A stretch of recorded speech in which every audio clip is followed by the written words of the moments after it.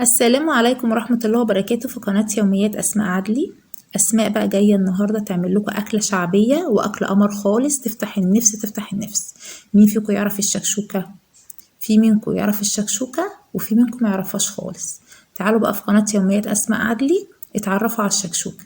مقادير كالآتي: طماطم، بصل، بيض، بقدونس. طبعا ده مفرزة، كل حاجة مفرزاها بتسهل عليا الصراحة. وانا مش هحط البصل ده كله، طبعا هاخد نصه بس. وهنا ده البقدونس برضو كنت مقطعاه شايلاه في الفريزر. وهنا عندي الفلفل مش حامي، نص نص كده يعني. وده الطماطم بتاعت الفلفل. وده التوم طبعا في العلبة، باخد منه بس معلقة كده لده ولده. طبعا دي مكوناتي مش كتير، وبعدين مش مكلفة ومفيدة جدا جدا للأطفال. أنا طبعا حطيت هنا صينية وحط هنا حلة، هحط هنا حبة زيت وهنا حبة زيت. الفكرة أنا عايزة أخلص الاتنين مع بعض. الحلة اللي ورا دي هحط فيها الفلفل أحمره، وهنا هحط البصل بتاع الشكشوكة. وهرجع لكم بعد الفاصل نشوف هنعمل ايه مع بعض. السلام عليكم. لا تنسوا الاعجاب بالفيديو والاشتراك في القناة تشجيعا لنا لنستمر بنشر المزيد ان شاء الله. ورجعنا لكم بعد الفاصل. هنبتدي احط الفلفل بقى هنا في الحلة. ماشي. واحط طبعا البصل في الصينيه المدوره دي. عايزه اقول لكم هو غالبني شويه عشان انا طبعا ما ينفعش اسيب البصل يفك خالص وبعدين اخد منه. نزلت منه على قد ما اقدر. انا عاده بحب احط بصل اقل من كده في الكيس، يعني احب احط اقل، ولما عاوزه اطلع كيسين. بس على الحظ المره دي بعد ما عملته حطه في اكياس، لقيت كل اكياس طالعه يعني اكتر من العادي. وانا مش عايزه بصل كتير. هو مش المفروض اصلا يطلع من الفريزر ويفك بره، فانا مكنتش عايزاه يفك، انا كنت بحاول انزل منه على قد ما اقدر الكميه اللي انا عايزاها. حطيت البصل بقى على النار، طبعا قال تش تش تش وبوظ لي الدنيا، ما علينا. ده العاده بتاعت اسماء، بتبوظ الدنيا وتبوظ السيراميك والدنيا كلها. فطبعا انا كده حط البصل اهو، هسيبه يتحمر. هيوصل لدرجه بس معينه كده، واحط التوم. ما بحبش احط التوم الصراحه بدري بدري يعني. احط التوم والفلفل نفس الحكايه برضو، تملي بعمله بنفس الطريقه دي. بحب اصلا الفلفل يبتدي ياخد يعني يتقلى كده حاجه بسيطه كده، وابتدي احط التوم برضو عليه. واخر خطوه اللي هي الطماطم. هو كده حاسه ان هو زي خد يعني لسعه كده بسيطه، مش مقلي للاخر يعني. هبتدي طبعا احط هنا احط هنا معلقه توم وهنا معلقه توم. انا احب قوي ممكن اعمل حاجتين مع بعض عادي، يعني ممكن اطبخ حاجتين مع بعض عادي. والاتنين تحسي المقادير بتاعتهم يعني مش مختلفة ولا هيبقى فيها لخبطة. هو الفلفل سهل جدا، والشكشوكة ما فيش اسهل منها.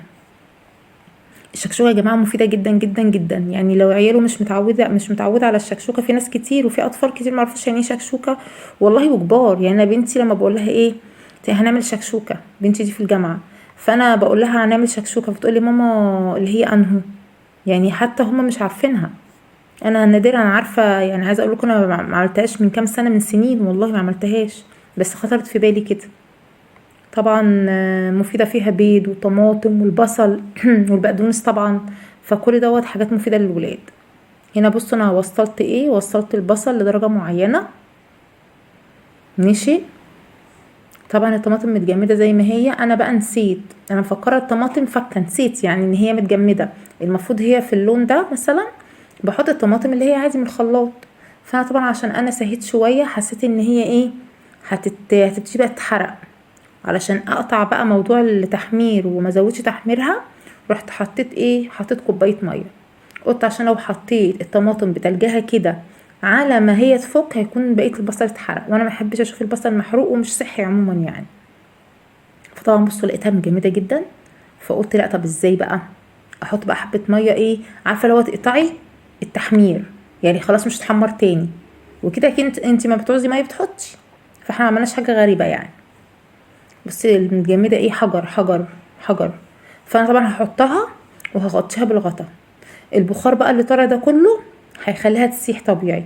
خلي الطماطم تسيح بقى مع نفسها، وتتثبت بقى مع نفسها. ماشي. والفلفل برضه هيتعمل نفس الطريقه، بس الفلفل مش هحط له ميه، احط الطماطم على طول. ليه؟ لان كده كده اوريدي الفلفل مش متحمر للاخر. فانا ما هحط الطماطم حتى لو اتحمر حبه بساط كمان، يبقى ده الدرجه اللي انا عايزاها. فانا عطيت تقريبه كده لقيته ايه محتاج يتحمر حاجه بسيطه، فقلت خلاص والله ما انا حاطه لك ميه، خليك زي ما انت كده، احط الطماطم على طول. رحت ماسكه كيس الطماطم برضو قطعاه وحطاه. بس انت خدي بالك لما تكوني بتحطي حاجه بتلجها، خدي بالك ما تطرطش في وشك. يعني انا مثلا هنا عندي الزيت ده مش هيطرطش، بس انا كنت خايفه من الصينيه وانا بحط الطماطم، كنت قلقانه تطرطش في وشي لان بتبقى سخنه جدا. ماشي، وهغطيها. البخار ده بقى هيسيحها خالص خالص خالص وتتسبك بقى. بعد ما تتسبك نعمل بقى الخطوه اللي بعدها، ده بالنسبه للشكشوكه. هنا الفلفل خلاص هو كده طفيت عليه انا، وهنا دي الشكشوكه. المفروض انا ايه احط بقى البيض. الخطوه بقى ايه المهمه جدا جدا. بعدين افتكرت ان انا ما عملتش ايه، ما حطيتش الملح ولا التوابل. رحت رجعت جبت الملح والتوابل، هحط على الفلفل لان طفيت عليه وما كنتش حطيت. حطيت بقى الفلفل وفلفل اسمر، سوري، على الفلفل ملح وفلفل اسمر بس.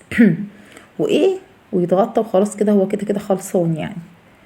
وبعدين احط كمان حبه بابريكا عشان كنت حاسه ان الطماطم لونها فاتح كده، مش عارفه ليه مش حمرا قوي يعني. وكمان البابريكا حلوه قوي في الاكل يعني، بحب احطها تملي في الاكل. وهنا ده فلفل اسمر اهو. واحط الملح على حسب ما انت حابه. ماشي. وهتحطي برضو كمان ايه، تحطي توم باودر. التوم الباودر بيدي طعم، معرفش طعم كده مختلف عندي في الاكل، بحبه قوي يعني، مع اني حاطه توم فريش بس انا حبيت احط برضو ايه توم باودر. واديله تقليبه كده يا معلم، وايه ونغطيها شويه. وبعدين نحط البيض اهي، نكسر بقى البيض ونحط في ايه، نقلب لسه الفلفل. هو الفلفل مطفي عليه على فكرة، بس انا ايه عشان حطيت الملح والفلفل وما كنتش الفلفل الاسود يعني ما كنتش قلبته كده، هو كده خلاص على الغرف يعني. هنا بقى الشكشوكة دي لازم تكون بتغلي جامد، ما تحطيش وهي باردة. وتبتدي بقى ايه تكسري البيضة وتحطيها بعيد عن بعض، لان هي كده كده بتمسك بعد كده، تدي منظر حلو قوي وشكل حلو. ما تحطهاش كلها تبقى سايحة في بعضها كده مع الطماطم والبصل. هنا بقى ايه فقشت البيض. حطيت البيض في الصينية رصة كده ايه، رصة حلوة كده داير ما يدوب، مش اي حاجة، لا ده انا فنانة خلي بالكم. بصوا بفن في البيض. اسيبه بقى كده ايه، اول ما تغطيه الصهد نفسه والبخار هيسويه من فوق ومن تحت، طبعا من تحت النار ومن فوق البخار هيسويه، هيدي المنظر ده. بس لازم تحسي ان هو ماسك نفسه، بس هو بدأ يمسك، بس انا لسه هسيبه على النار شوية كمان كده. ناقص الخطوة الاخيرة اللي هي ايه البقدونس. هجيب البقدونس واحط عليه حبة، بيدي شكل حلو وطعم في منتهى الجمال في الشكشوكة بالاخص. وبعدين العين بتاكل قبل ما انتي بتاكلي يعني، العين بتاكل الاول، انتي بتشوفي الحاجة بتعجبك بتاكلي.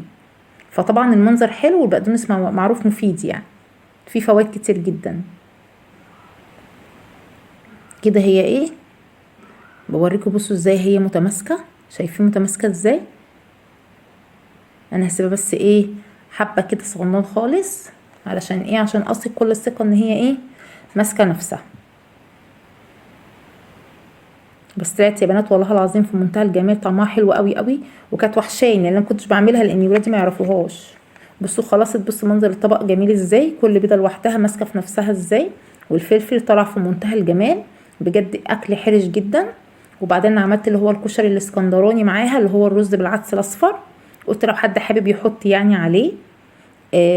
لا طلعت في منتهى الجمال. وليمون بقى ايه وكلي بقى وبالهنا والشفا. والسلام عليكم ورحمه الله وبركاته.